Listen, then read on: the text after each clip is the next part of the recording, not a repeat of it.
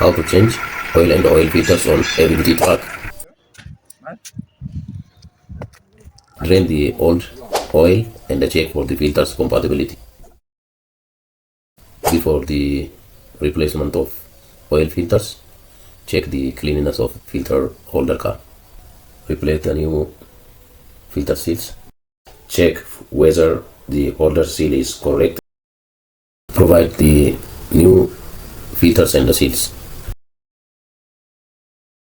During replace, forget to check the correct procedure of filter tightening bolt, gasket washer, filter seat spring, and the washer, new seal.